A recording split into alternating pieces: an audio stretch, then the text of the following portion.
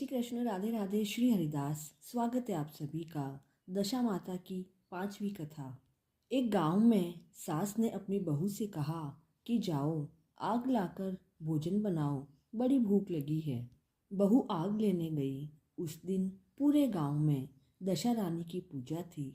इस कारण किसी ने उसे आग नहीं दी और वह खाली हाथ लौट आई।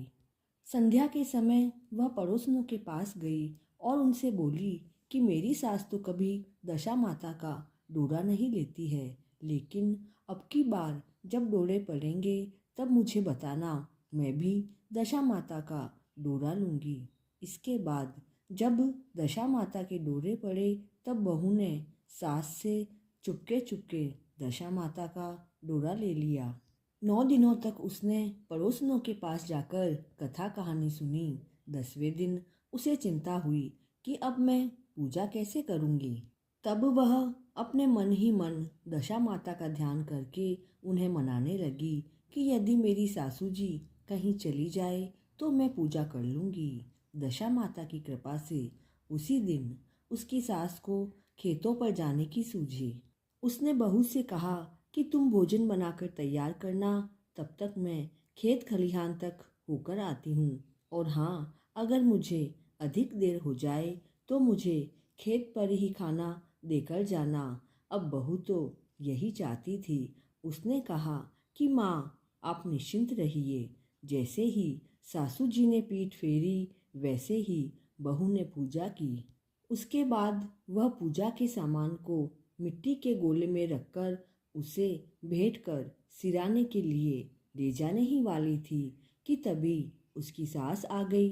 तब उसने जल्दी से उस गोले को छाछ की मटकी में छुपा दिया। सास ने आते ही बहू से पूछा कि तू मेरे खाने को क्यों नहीं लाई। तब उसने कहा कि माँ, आज मैंने सिर से नहाया है, इसी कारण भोजन बनाने में देरी हो गई। मैं अभी आपका थाल परोसती हूँ, आप भोजन कीजिए। यह सुनकर सास का गुस्सा शांत हुआ। वह चौके में बैठी ही थी कि उसका बेटा भी आ गया और वह भी माँ के साथ भोजन करने बैठ गया। सास भोजन करके उठने ही वाली थी कि लड़का बोला कि मुझे तो छाछ चाहिए।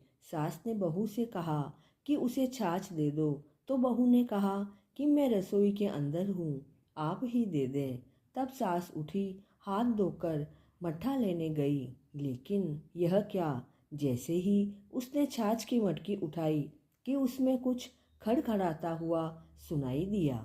उसने उसमें हाथ डाला तो एक बड़ा सोने का गोला था।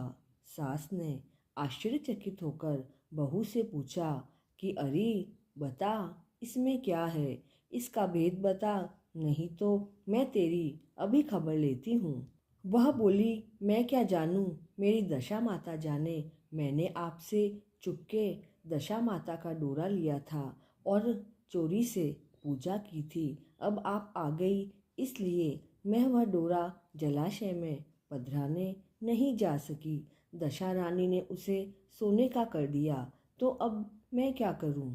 यह सुनकर सास ने बहू को गले से लगा लिया और कहा कि अब मैं भी तेरे साथ डोरा लिया करूंगी और विधि विधान से व्रत और पूजा करूंगी।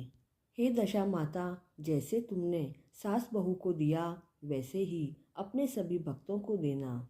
दशा माता हम सभी पर अपनी कृपा बनाए रखे। इसी मंगल कामना के साथ जय श्री कृष्णा।